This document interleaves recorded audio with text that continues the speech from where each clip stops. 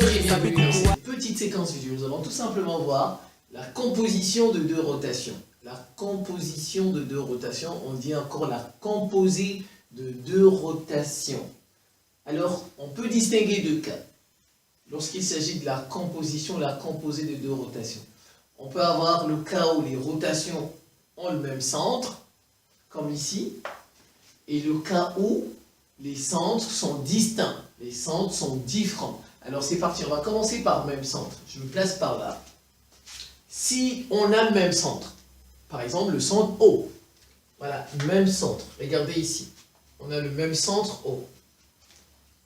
Je tourne ça, M a pour image M', par la rotation de centre O et d'angle, ce sont des angles orientés. Ce sont des angles orientés, il y a une flèche. Alors on va comme ceci, on va dans le sens positif. Donc M', c'est l'image de M par la rotation de centre O et d'angle orienté θ1. Maintenant je suis là, je fais ça. M seconde, eh bien, M seconde, c'est l'image de M' par la rotation, vous voyez, de centre O, d'angle orienté θ2. Alors, M seconde là, alors lui, il est quoi pour lui? M seconde, qu'est-ce qu'il est pour celui-ci? C'est ce que ça voudrait dire. Je reprends. Regardez, M', c'est l'image de M par la rotation de centre O et d'angle orienté θ1.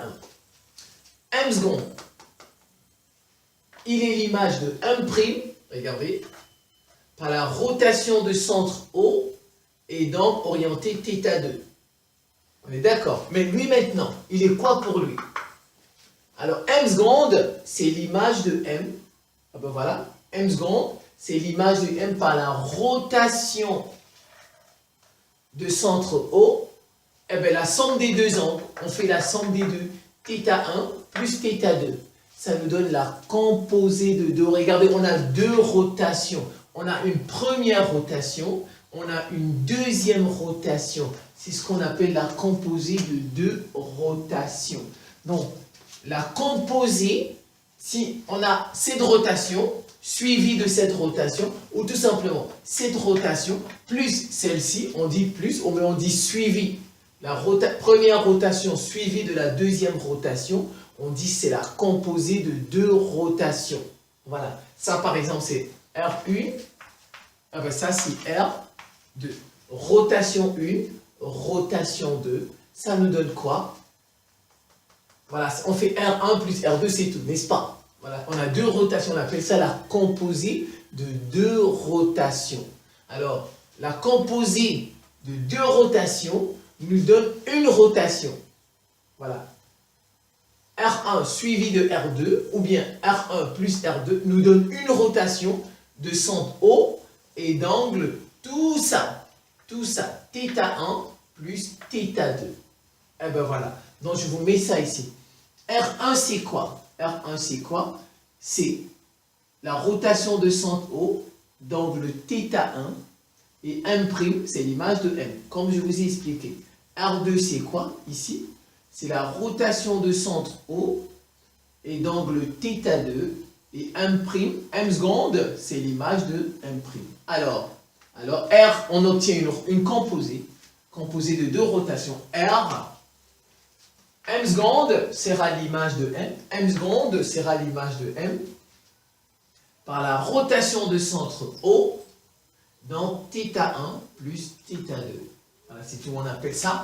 Comment appelle-t-on ça? La composée de deux rotations. Ça se note R2 rond R1. R2 rond R1. Voilà. Rotation de centre O et d'angle θ1 plus θ2. Ça, c'est la composée de la rotation 2 et de la rotation 1.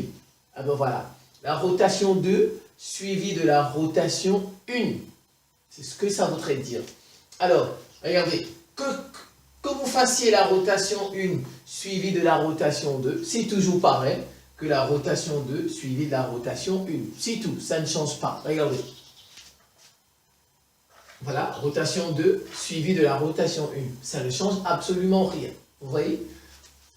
Rotation 2 suivi de la rotation 1, c'est toujours la composée de deux rotations, n'est-ce pas? Regardez, rotation 1, suivi de la rotation 2, ça ne change absolument rien, les deux. Ça nous donne tout simplement la rotation de centre O, donc θ1 plus θ2. C'est ce qu'on appelle la composée de deux rotations. Voilà. La rotation 1 suivie de la rotation 2. Ou tout simplement la rotation 2 suivie de la rotation 1. Voilà, c'est tout. Rotation réciproque maintenant. Rotation réciproque.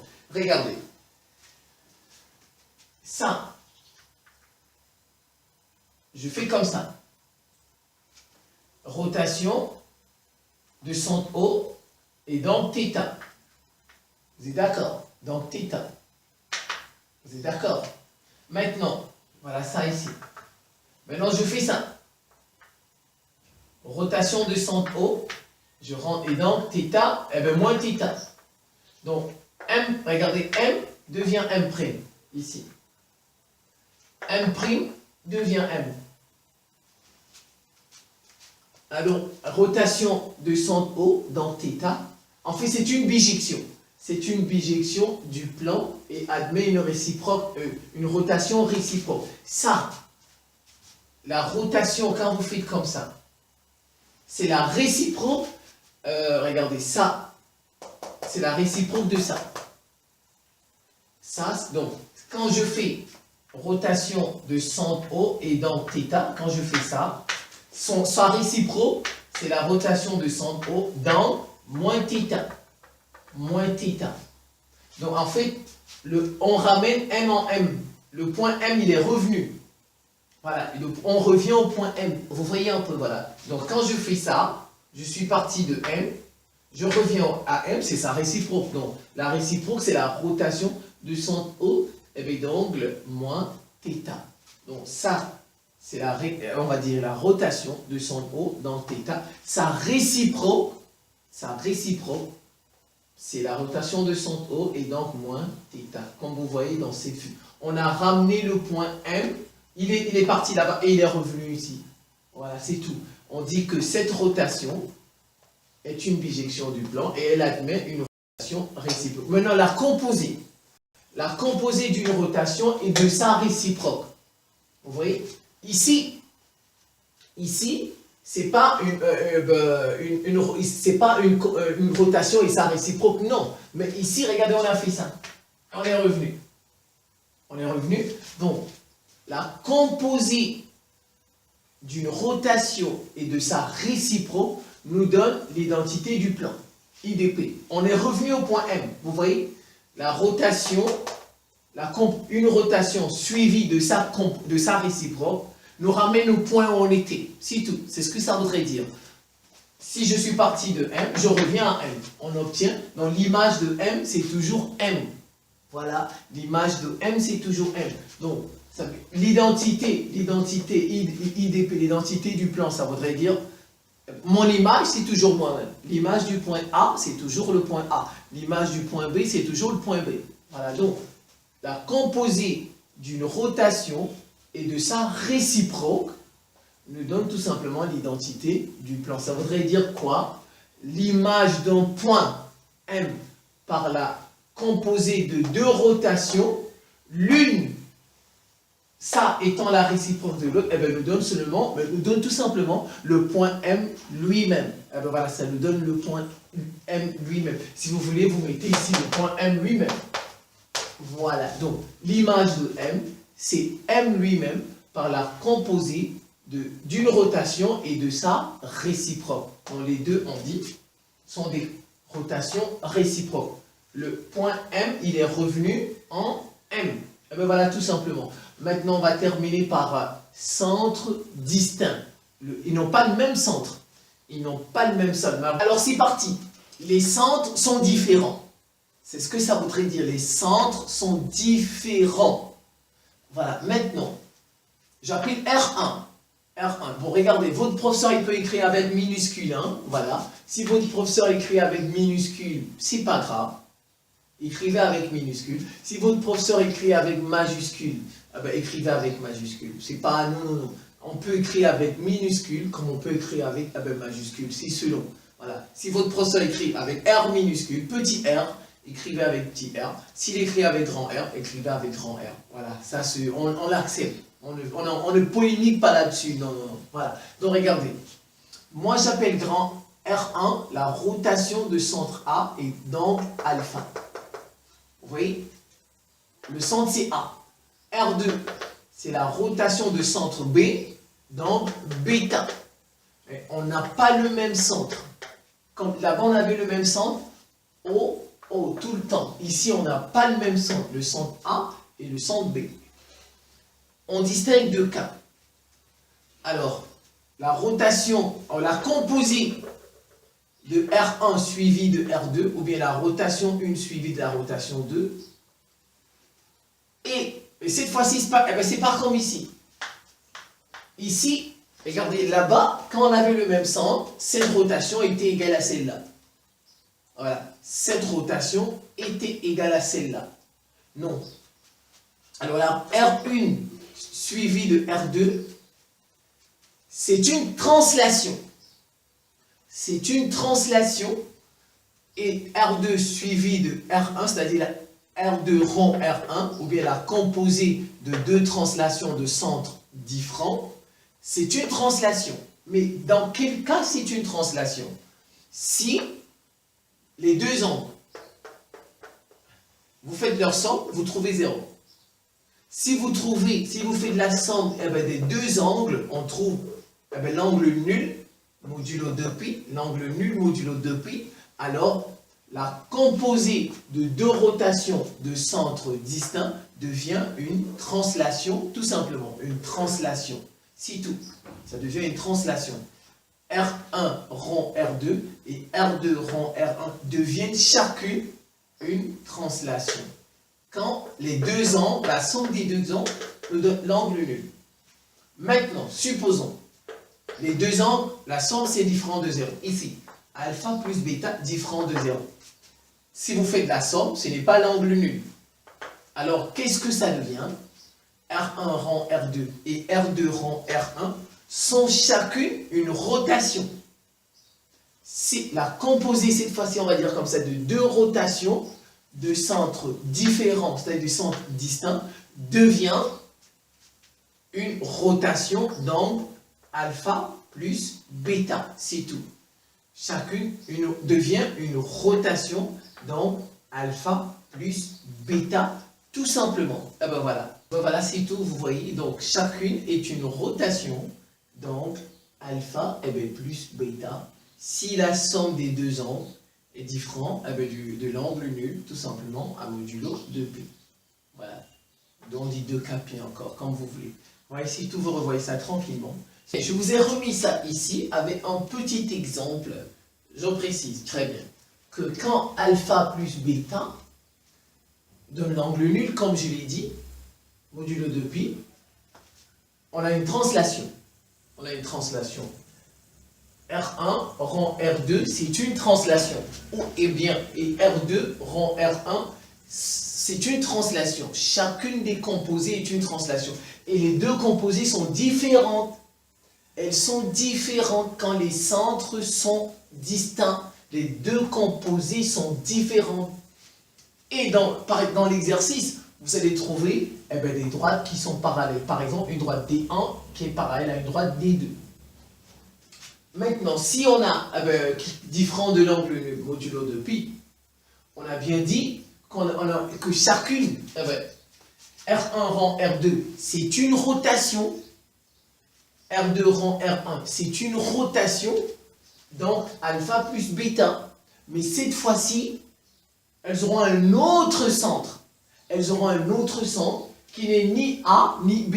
Vous savez, on avait pris le centre A et le centre B, n'est-ce pas? On a dit R1, centre A, R2, centre B. Mais maintenant, quand on obtient une rotation, ce n'est ni le centre A, ni le centre B, mais c'est un autre centre. Par exemple, ici, le centre C.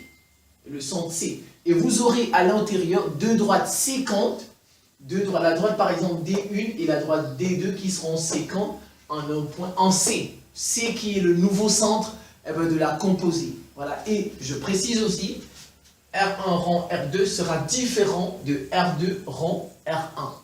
Très bien. Regardez ça par exemple. Je vais commencer par la translation. Ça c'est un triangle équilatéral. ABC équilatéral. D c'est le milieu de AC. D c'est le milieu de AC. Codage.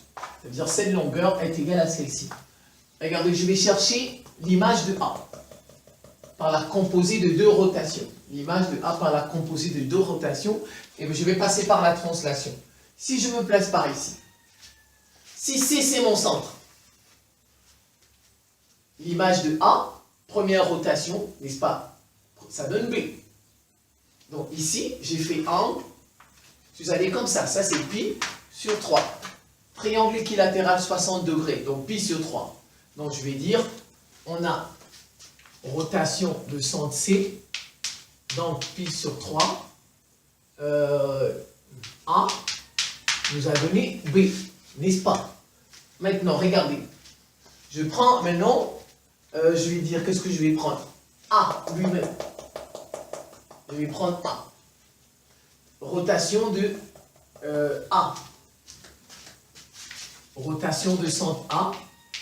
Je fais, regardez, je fais comme ça. A, je vais prendre le crayon. Au début, j'ai fait ça. N'est-ce pas? J'ai trouvé B. Maintenant, A, c'est le centre. Je veux trouver B toujours. Regardez, je veux trouver B. Je fais comme ça. Je trouve l'image de A, c'est toujours B. 2. On a fait cette fois-ci moins pi sur 3. On a donné B. Regardez que si je vous fais de la somme, pi sur 3 moins pi sur 3, ça fait 0, n'est-ce pas? Alpha plus bêta, ça donne l'angle nul. L'angle nul. Dans la composée, regardez. RC, pi sur 3, rond, RA, moins pi sur 3. Regardez, l'image de A par la rotation de centre C d'angle pi sur 3, ça donne B. L'image de A par la rotation de centre A d'angle moins pi sur 3 me donne B. Mais en fait, c'est quoi? Regardez bien. Regardez. J'ai fait ça. J'ai eu B. L'image de A m'a donné B. Ici, A, c'est le centre. Non, comme ça. L'image de A, ça me donne B, n'est-ce pas? Mais en fait, qu'est-ce que c'est? J'ai juste fait une translation. Je suis parti de A vers B. Vous voyez, ça donne une translation de vecteur AB. En fait, la rotation, la composée là, c'est quoi? C'est une translation de vecteur AB, tout simplement. Voilà, c'est une translation. Regardez, les deux vecteurs, regardez, ça, c'est 0. Pi sur 3, moins pi sur 3, ça fait 0. Alors, vous voyez, on obtient une translation. On obtient une translation de vecteur AB, tout simplement. Donc, je suis parti de là. Voilà, je suis parti de là. Si je fais par exemple ça, voilà, si je suis parti comme ça, j'ai eu ça, je suis parti de là, j'ai eu ça, j'ai juste fait une translation de vecteur AB. En fait, quand on a deux angles différents, deux centres différents, et, on n'a pas, et que la somme des deux angles nous donne 0, on obtient une translation. Une translation, par exemple ici, de vecteur AB. A a pour image B. L'image de A, c'est B, par la translation de vecteur. Vous voyez, c'est tout. Voilà. Donc, on va essayer. Je peux juste tout simplement ajouter ici que A nous a donné B. L'image de A, ça donnait B. Donc, la composée de ça et de ça nous donne, pour le point A, son image, c'est tout simplement B. Ouais, ça a donné une translation. Et bien maintenant, je vais passer ici. Regardez. Je vais prendre rotation de centre B et d'angle 2pi sur 3. Regardez, centre B, rotation de centre B, 2pi sur 3. Donc pi sur 3 deux fois. Donc on est ici. Ça. Voilà, pi sur 3, 2 pi sur 3. Par exemple, ça donne ça. Par exemple. Voilà, on est ça, tout ça. Maintenant, je vais prendre rotation de centre C d'angle 2 pi sur 3 aussi. Centre C, ici. Centre C, 2 pi sur 3. Ça, 2 fois. Voilà, 2 fois. Donc, par exemple, on est ici. Ça donne, je vais enlever ça, hein. Ça c'était pour l'autre. Ça donne ça. Alors, vous voyez, qu'est-ce que vous remarquez? Si je fais la somme, si je fais la somme des deux, j'obtiens, c'est ici, regardez, alpha plus bêta, c'est différent de 0. Si vous faites 2 pi sur 3 plus 2 pi sur 3, on obtient 4 pi sur 3, n'est-ce pas? C'est différent. Voilà, c'est différent de 0. Vous êtes d'accord? En fait, regardez ça. Qu'est-ce que vous remarquez? Vous allez voir que si je reprends, je vais me placer par là. J'ai fait ça. Premièrement, ça. Je fais ça. Ça va me donner... oui, je fais ça. Ensuite, je fais ça.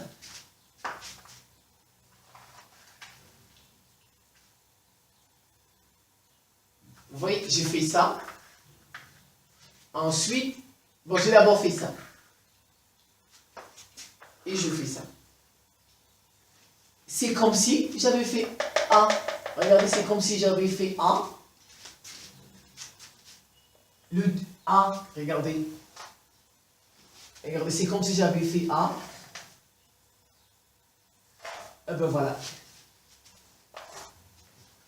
Ça, c'est comme si j'avais fait tout ça. Oui, c'est comme si j'avais fait A, qui m'a donné tout ceci.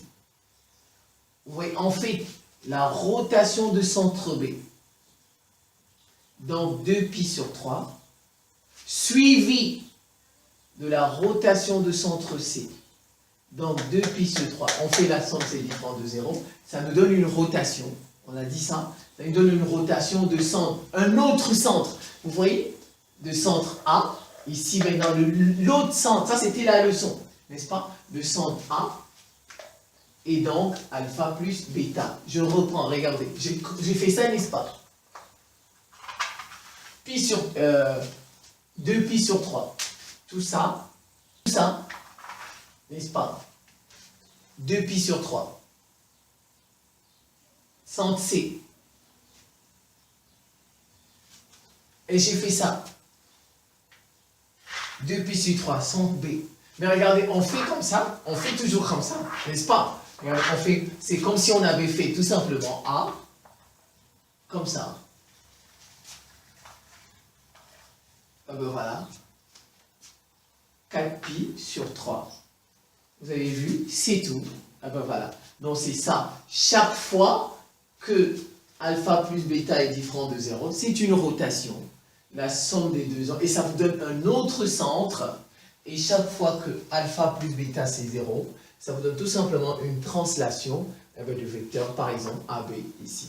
Je vous remercie pour votre attention et à très bientôt.